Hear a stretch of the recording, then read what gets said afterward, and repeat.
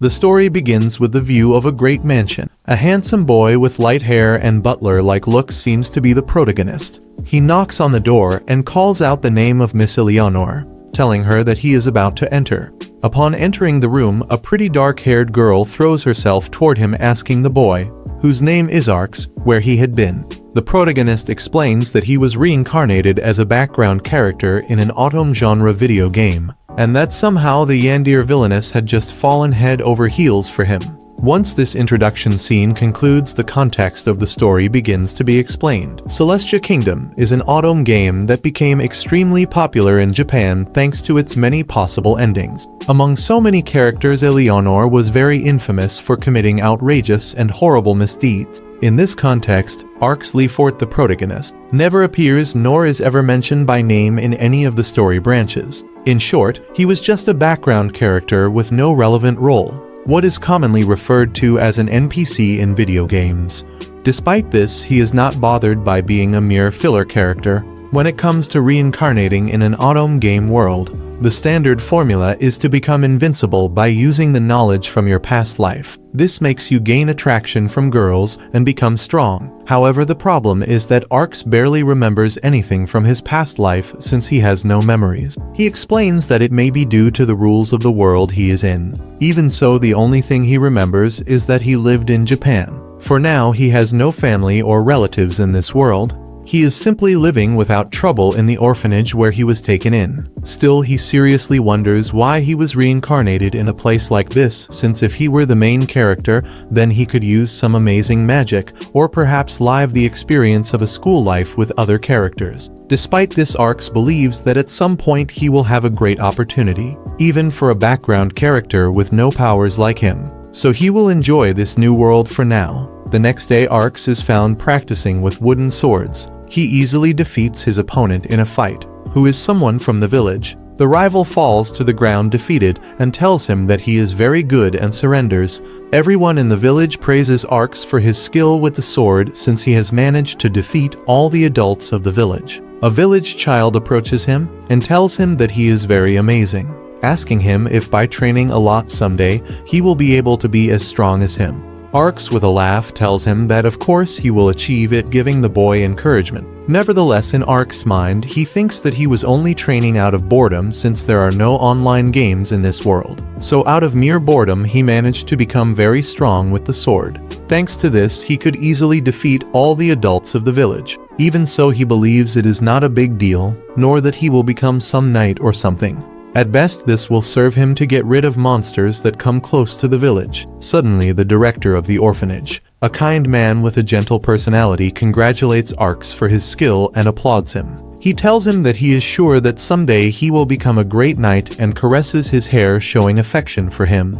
Arx asks him if an ordinary person like him could become a knight, and the director replies that indeed someone as strong and intelligent as him will manage to become one. Then the director tells him that he has a favor to ask of him, leaving the protagonist intrigued. The scene quickly changes to Arx nervous, and with his heart beating fast in a luxurious mansion. The boy asks the director if he is sure they can be in a place like this since he feels out of place for a villager like him. But the director emphasizes that there is someone who truly wishes to see him. The door opens and a tall man with a wealthy appearance enters the room. He apologizes for being a little late and introduces himself as Adalbert Ancinous, being the count who governs the region. Arx is impressed by his title and nervously introduces himself as well. Adalbert asks if he is the boy they had spoken of, and the director confirms it, commenting that Arx is a very capable boy. Adalbert tells Arx that he has heard of his achievements and has an important favor to ask him. With a serious yet gentle tone of voice, the count asks him to become none other than the friend of his daughter. Arx is shocked by the surprise. He cannot believe that this count had summoned a mere orphan just to be his daughter's friend. The count mentions that the truth is that his daughter possesses a problematic nature.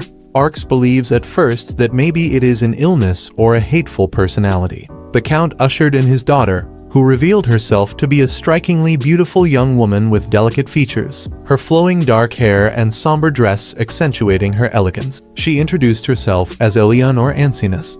The moment Arx heard her name, realization struck him. This was none other than the infamous Eleanor from the game, the very girl known for committing dreadful deeds and cursing everyone she encountered. She was the villainess who relentlessly tormented the game's protagonist with malice, the very root of all evil and the final boss. Even so, Arx could not help but question whether it was wise to befriend someone as fearsome as her. The Count brought the two closer and expressed his certainty that they would grow to be good friends, encouraging them to take a stroll in the garden and spend some time together.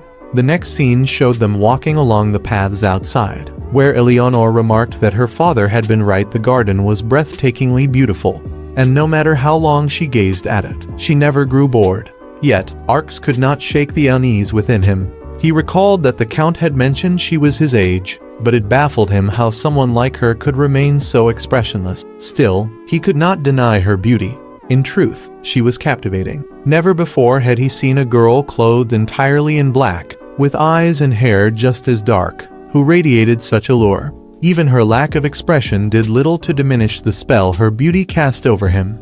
As they continued their walk, Eleanor suddenly stopped in her tracks, startling Arx. Concerned, he asked if something was wrong. Seeing her so silent and strange, he suggested they return to the mansion if she was feeling unwell. But with a cold, unreadable gaze, she told him that, just as she had suspected, he had no desire to be her friend, leaving Arx unsettled and confused. She then revealed that she understood everything. The reason, she deduced, was simple. He did not wish to associate with someone as cursed as her.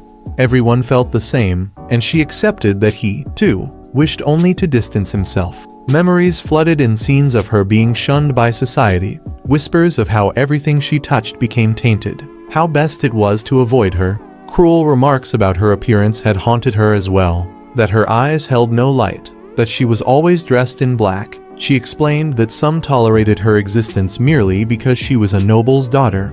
Yet in time, no one spoke to her at all. All she received were glares filled with hatred and disdain.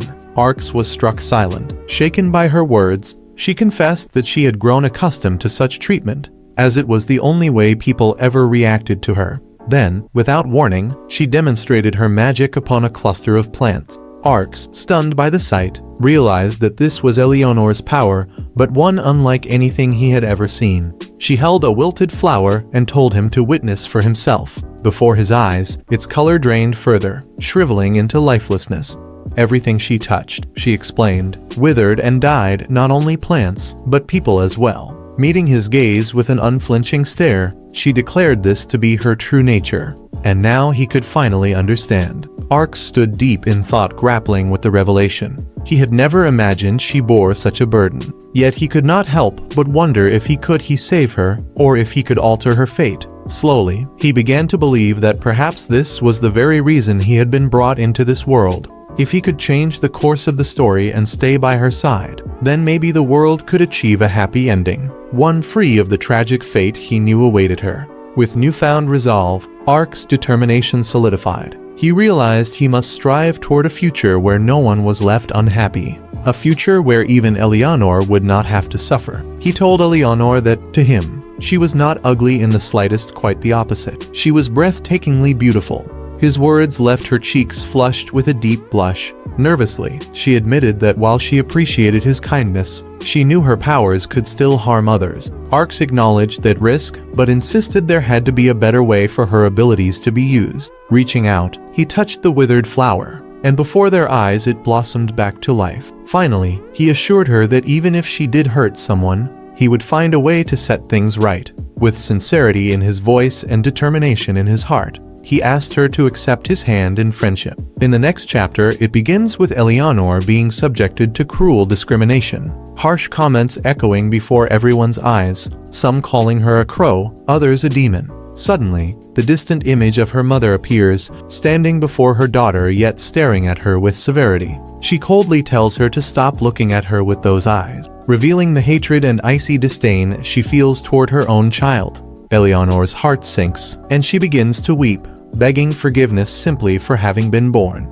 At last, she awakens from this nightmare thanks to Arx, who gently asks if she is all right, for he had the impression that she was trapped in a terrible dream. He explains that they had been speaking comfortably in her room when, overcome by exhaustion, she had suddenly fallen asleep, which must have been the cause of her nightmare. Without a word, Eleanor looks at Arx, and then breaks down in inconsolable tears, crying like a small child. Arx grows uneasy in the face of such raw emotions, uncertain of how to respond to the feelings of a girl, so he simply decides to embrace her, giving her soft pats as if to soothe her distress. Gradually, she calms down, and in that fragile moment she comes to understand that now, at last, she has a friend she can trust. Previously, she, downcast, mentioned that if he stayed with her, he would end up unhappy, but he told her it was the complete opposite. Since being with her would bring him great happiness, he told her that perhaps being together would eventually cause her to hurt him. But Arx replied that no one in this life leaves without having hurt someone, and that such a thing is normal. Faced with so much negativity from her, Eleanor was suddenly held by Arx, who tightly embraced her and told her that he only wanted her, leaving her deeply astonished. Returning to the present, she apologized for having cried because of the nightmare, but he told her not to apologize, since his chest would always be there for her whenever she needed it, and she laughed softly, thanking him. To this, he simply replied that it was only what any friend would do. She then opened her heart to him, admitting that she had never had anyone she could call an ally, let alone a friend, which is why it was difficult for her to believe she truly had someone like Arx by her side. Arx told her that such a feeling was normal, that friendship could take many forms, and that he was only doing what he felt was right. He explained that if she made more friends in the future, she would come to see that it was nothing but a natural feeling. Finally, he told her that communication required practice and repetition, and that they should take things slowly, since, in the end, life was much longer than either of them imagined. After this heartfelt speech from Arx, a few weeks passed, and her attitude began to change. As he now understood her true nature, she had become very intense, constantly demanding his attention. At one point she became upset because he was not listening to her. Yet to him these gestures were nothing but endearing. He apologized, explaining that he had simply been lost in thought, and she irritably asked if there was anything more important than her question. He gently took her hand and, in a tender voice, told her that of course there was nothing more important to him than her. This made her blush furiously, smoke metaphorically rising from her embarrassment. Arx, inwardly amused, joked with himself that he was too handsome, and therefore able to take advantage of such a quality. Her mood softened, and she asked him which clothes would suit her best. But just as he tried to think of an answer, a knock at the door interrupted them. It was her father, Lord Adalbert, asking Arx if he had a moment to speak with him. He apologized to his daughter, explaining that he needed to borrow her friend for a short while. But, as expected, she wore a very angry expression. With her usual tsundere attitude, she told him she didn't care, since Arx had already been distracted and wasn't paying her any attention anyway. Trying to persuade her, Arx turned back and whispered delicately in her ear that whatever clothes she wore would always look beautiful on her, no matter what, making her blush even more. The Count then explained to Arx that the request he had made was approved, and that starting next week, he would officially become a member of the household as a butler. Arx thanked him deeply for this, yet the Count asked if he was truly comfortable with the arrangement. Arx replied that he was, since it saved him the trouble of traveling back and forth, and he was also grateful to have a job. Hearing this, the Count was impressed by the remarkable capability of a boy as young as 7 years old. Finding him truly admirable, he told Arx that this was precisely the reason why he had chosen him to be his daughter's friend, and Arx firmly confirmed it. Finally, Arx left the room with eager anticipation, ready to take on his new role. Meanwhile, Eleanor impatiently waited for him, and through the crack of the door he noticed that she was still sulking. He called her name, but she furiously reproached him for taking so long as she thinks he was having so much fun with his dad talking to him. Arx, now dressed in his new butler attire, apologized respectfully, addressing her as Milady. Kneeling before her with knightly courtesy, he solemnly declared that from that moment on, she should allow him to serve her as her devoted assistant. The mansion, usually a place of quiet dignity, had been transformed into a whirlwind of activity. Servants hurried through the corridors carrying trays, decorations, and fine silks. Among them worked Arx, moving briskly as he coordinated with the maids. His movements were efficient yet rushed. The task of readying the estate for such an occasion was exhausting, but his determination never faltered. In the next moment, a shift in time is revealed. 3 years had passed since Ark first entered the household as a mere child servant. Now at only 10 years old, he carried himself with a composure far beyond his age. What made the moment more striking was that Eleanor herself was soon to reach her 10th birthday, a milestone that in this world was celebrated with all the grandeur befitting nobility. 10 was not simply a number here, it was a passage, a recognition of growth, and families of status spared no expense to mark such an occasion. Everyone in the household had been swept into the fervor of preparation. Ark, however, quietly admitted to himself that this would be his very first time attending a noble's banquet, and the thought stirred a rare unease within him. While he adjusted a set of ornaments on a banquet table, a cheerful voice broke through the flurry of tasks.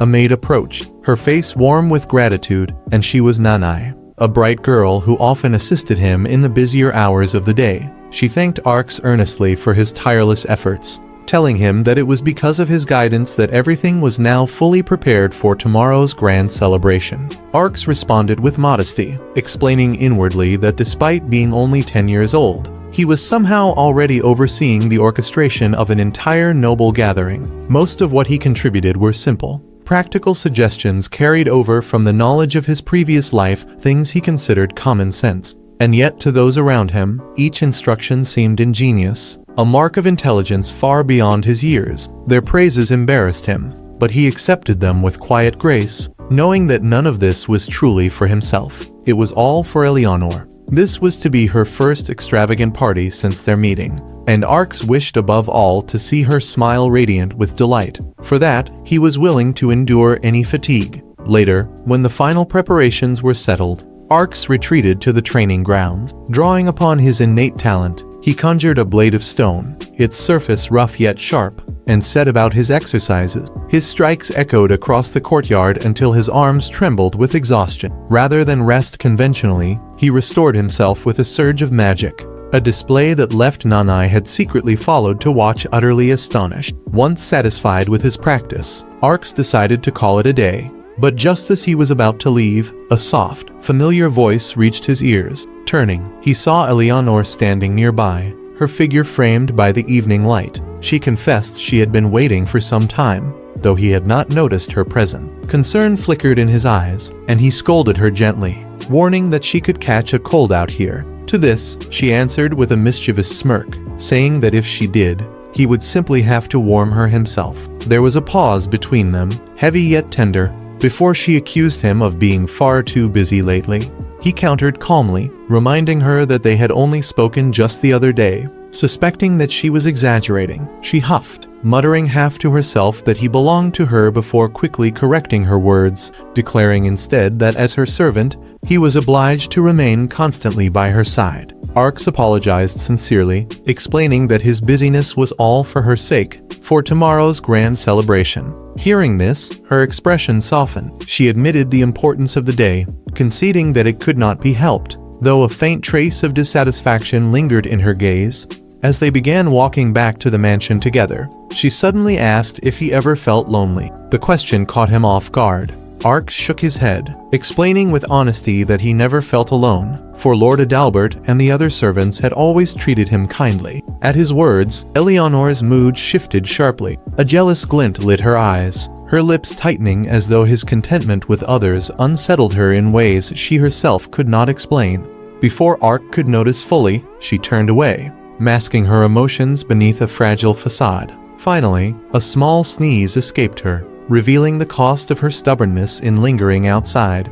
With a sigh, Ark guided her back, silently vowing to ensure she would be well for tomorrow. The day of the celebration dawned at last. The mansion's grand hall sparkled with chandeliers and gilded decorations, its walls alive with the murmur of noble guests. Lord Adalbert, standing tall and dignified, welcomed the gathering, his voice carrying through the chamber with practiced authority. Yet when he leaned toward Ark, his words grew sharp and commanding. He ordered the boy to keep his eyes open and to eliminate anyone who dared draw too close to his daughter. Ark nodded without hesitation, his youthful face set with rare steel. As the evening unfolded, he noticed two figures lingering near the edge of the hall, their movements suspicious, and their eyes scanning Eleanor with unnerving focus. Arx's gaze locked onto them, sharp and unyielding. But when they realized he had marked them, unease flickered across their faces. And then, just as suddenly as they had appeared, the two men vanished into the crowd as though swallowed by shadows, leaving Arx with the chilling certainty that danger was nearer than anyone realized. At last, the birthday girl made her entrance. Eleanor appeared at the top of the staircase, her figure framed by the soft glow of chandeliers. She wore a dress of delicate black silk embroidered with silver threads that shimmered as she moved. The transformation left Arx momentarily breathless. She looked radiant, almost otherworldly, and he could hardly believe this was the same gloomy, withdrawn girl he had met 3 years ago. Her once expressionless face now carried a quiet dignity, her beauty undeniable, and for a brief moment the entire hall seemed to fall into silence as every guest turned to stare at her. Arx thought to himself how incredible it was that a child could grow and change so much in just a few short years. Yet he forced his composure to remain intact, reminding himself that his duty today was not to indulge in admiration, but to oversee the smooth flow of the event. His thoughts were interrupted by Nanai, who approached him and whispered that he had been summoned. Eleanor was calling for him to take his place as her guard for the evening. Arx frowned slightly at the request, sensing it was less about duty and more about her insistence on keeping him close. As he stepped forward, he became acutely aware of the weight of countless eyes on him. The nobles in the hall whispered among themselves, their stares sharp and prying, as though trying to pierce through his very being. Their gazes asked a silent question: who was this boy, and why was he standing so close to the young lady of the house? Eleanor broke the silence with her characteristic bluntness. She declared that Arx was her attendant, though she pointed out with irritation that he was rarely by her side. One of the nobles scoffed that there was no need for a mere servant to sit next to the main guest of honor. But Eleanor's eyes flashed, and with an uncharacteristic boldness, she raised her voice, insisting that Arx was not just any servant. Then, with a sudden and heartfelt announcement, she revealed something that startled the crowd: that today was not only her birthday, but Arx as well. They were the same age, yet unlike her, his birthday had never been celebrated. Her words rang through the hall, catching Arx off guard. A warmth spread through his chest as he muttered his thanks, his cheeks burning faintly at her unexpected kindness. He realized then just how much she had changed from the pessimistic, self-loathing girl of the past, and the thought filled him with both pride and a quiet affection. But even in this touching moment, Arx's sharp eyes remained vigilant. Out of the corner of his vision, he noticed something that made his heart tighten: the same two suspicious men from earlier. They had reappeared, and though the crowd masked them, there was one with lips curled into a mischievous, unsettling smile. Almost immediately, one of the young nobles steps forward, addressing the girl respectfully as the count's daughter and inviting her to dance. Arx watches silently, and for an instant, it is as though a scene from a game flashes through his mind. Recognition strikes him. That face, he has seen it before. The young man introduces himself as Razor, son of the Viscount. Only then does Arx understand why he did not recognize him sooner. Razor is far younger than he will be when the game's story begins. He recalls the boy's sharp tongue and arrogant demeanor, yet also his fierce loyalty to the protagonist, a contrast that made him a beloved character later on. Razor insists once more, asking if the young lady did not hear his invitation.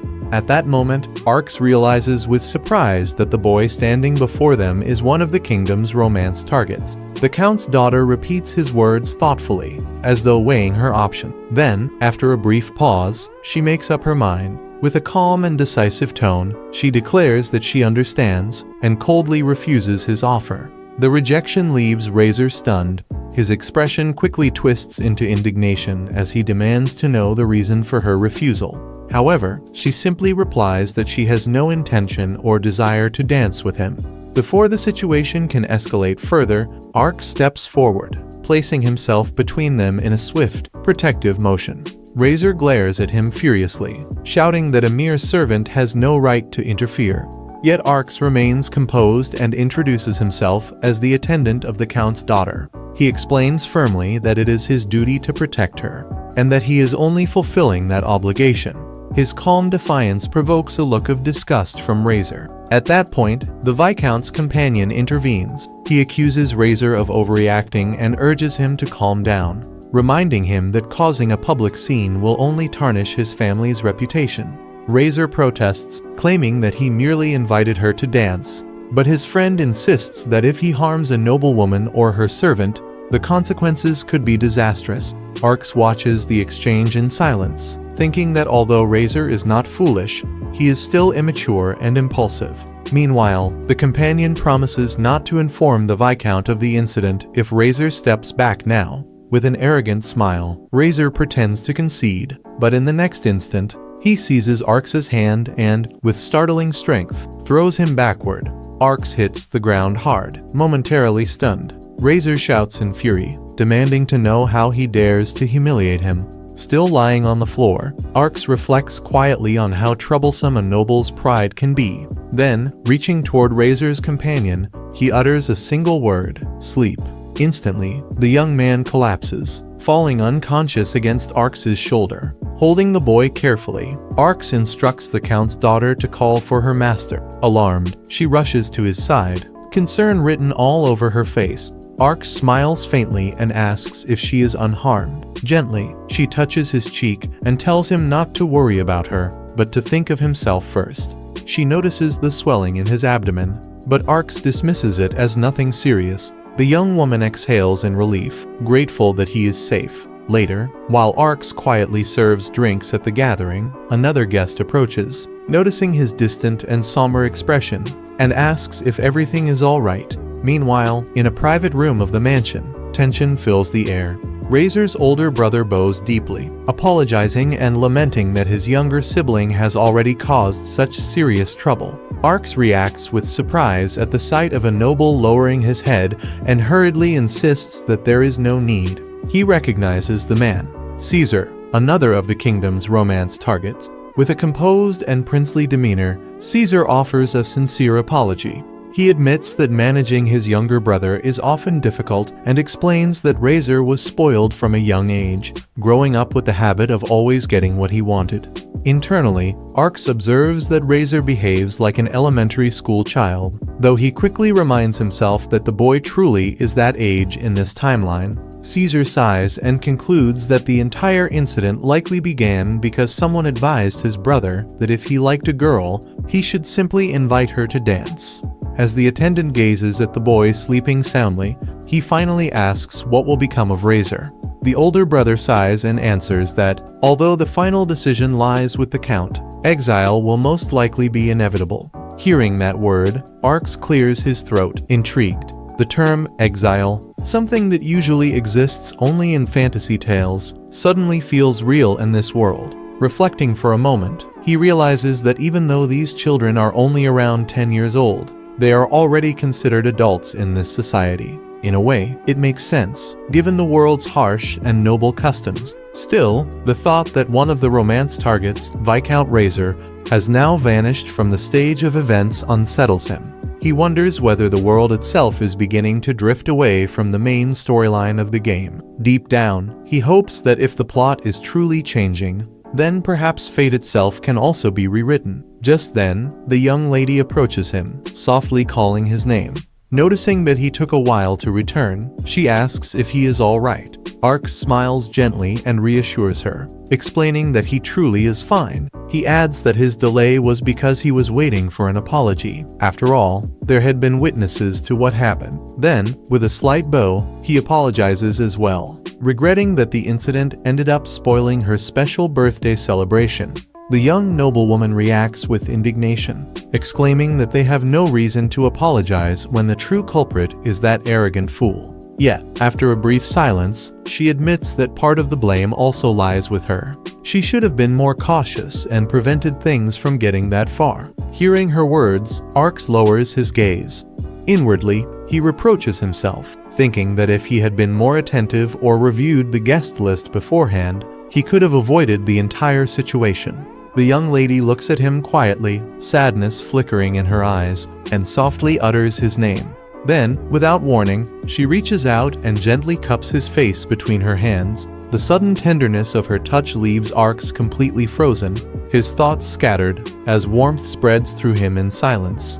At that moment, Eleanor intensely declared that as long as she had Arx, she didn't care about anyone else. Upon hearing such a confession, Arx immediately reacted with an exclamation of surprise. Then, Eleanor commented, regarding the issue of being ruined, that they still weren't certain about it.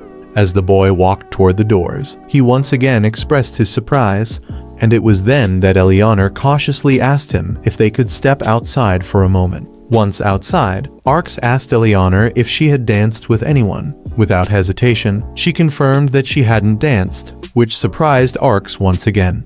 Eleanor then revealed that she had turned down all the invitations. This revelation left Arx perplexed, and he quickly asked her why she would do such a thing, reminding her that dancing was an essential custom among nobles, and that the main purpose of the event was to meet interesting people and make connections. It was then that Eleanor confessed she wanted her first time dancing to be with Arx. She went on to explain that she had actually wanted to invite him the day before, but didn't have the courage to do so. Upon hearing this, Arx asked if she meant inviting him specifically. Arx exclaimed in surprise, and upon realizing the situation, understood that this was why she had acted strangely the previous day. In that moment, Arx asked Eleanor if she truly wanted to dance with him. She told him that she had never danced before and wasn't very good at it. Then she added something else. Eleanor smiled and assured him that even the moon was hiding, so no one could see them there. At that, Arx asked if she was serious. Eleanor reassured him that even if he fell, she would be the only one to see it. Smiling, Arx said that even if he wasn't a good dancer, he wasn't going to be embarrassed by it. Then, Eleanor formally asked Arx Fort Sama if he would take her hand, to which Arx solemnly replied that it would be an honor for him. Later, inside the mansion, several men approached Arx and asked how he would feel about becoming a servant in their respective households. They even promised to pay him whatever he wished, as they wanted him to work for them. Arx reacted with great surprise at such an unexpected offer. However, the nobles continued praising him, saying his firm demeanor in calming the son of the Kilman family had been truly extraordinary and admirable. They added that they wanted to hire him for his precision and magical skill. In response, Arx murmured that he now understood, and that this was the reason behind their insistence. He then asked them to calm down, but upon seeing that Eleanor was with some nobles, he immediately excused himself and declared that, after all, he was the servant of Eleanor Sama. He quickly made his way to Eleanor's side, and upon seeing this, the nobles immediately left, leaving the two of them alone. Seeing this, Eleanor simply smiled at him warmly, and so, the long birthday party came to an end. Arx then thought that he could finally relax, though he quickly corrected himself, remembering that a party always involved both preparation and cleanup. Because of this, Arx wondered if he would be able to finish his tasks before the end of the day and hoped that next time he would be assigned an easier role. At that moment, someone knocked on the door, calling out for Arx-kun. A maid appeared, smiling, and exclaimed that the cleaning crew for the event area had already finished. She also asked whether Nana-sen had finished washing the dishes. Confused, Arx asked if they meant him, to which the maid replied affirmatively. She also mentioned that everyone had been motivated after seeing Arx-kun's effort. In response, Arx said that he wasn't exactly sure why, but he felt a little embarrassed. Then he realized that this was the reason why they had finished cleaning so quickly. The maid added that it seemed Eleanor had also enjoyed herself, and that therefore, his hard work had not been in vain. Arx replied that he was sure of that as well. Shortly after, with a melancholic tone, the maid confessed to Arx that she didn't know why, but every time she saw him, she remembered the past. Arx asked if she meant the past, and then she told him that, a long time ago, when they were children, she had organized a birthday party for her childhood friend when he turned 10 years old. The maid continued explaining that the two of them were orphans, so the party had been very modest, and that all she wanted was to make him happy, even if only a little. She finally concluded that yes, whenever she saw Arx-kun, she pictured herself back then. At that moment, someone commented that Arx and Eliana really seemed like childhood friends, clearly referring to the two of them.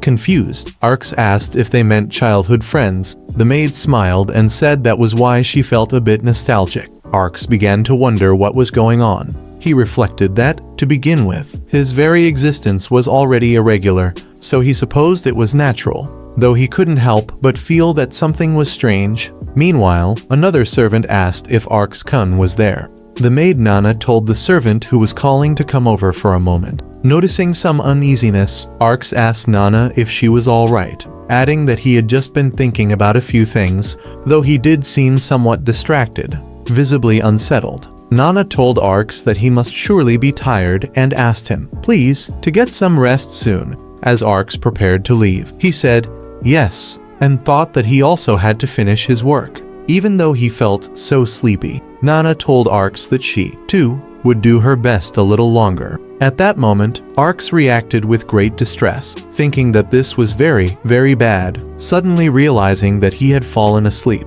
The narration stated that afterward, Arx was lying on the floor, exhausted. It was then that Eleanor, with an angry expression, exclaimed that he really had to come, and reminded him that she had told him to do so after finishing the cleaning. Arx thought that this might mean a week of her being upset. At that moment, Arx was in the Great Hall, thinking that maybe it had all just been his imagination. He then knocked on the door, identifying himself as Arx and apologizing for being late. Eleanor-sama. He thought she was probably already asleep, that he didn't want to wake her, and that it would be better to apologize in the morning. Suddenly, Arx felt a dark force beneath his feet, which immediately dragged him in and threw him into the room, making him fall seated on the floor. Shocked, Arx asked what that was and what had just happened, unable to avoid panicking. As he looked around, Arx murmured Eleanor's name, and then urgently called out to her. Arx wondered where Eleanor was and whether she was safe. He thought that his body wouldn't move, that this was very bad, and that he had to get up, all while a dark shadow was attacking him. Then, Eleanor appeared with her hair down and dressed in white, and spoke Arx's name. Arx reacted with an exclamation of surprise or confusion. Eleanor-sama was surrounded by shadows, and Arx, still shocked, asked with concern, Eleanor-sama,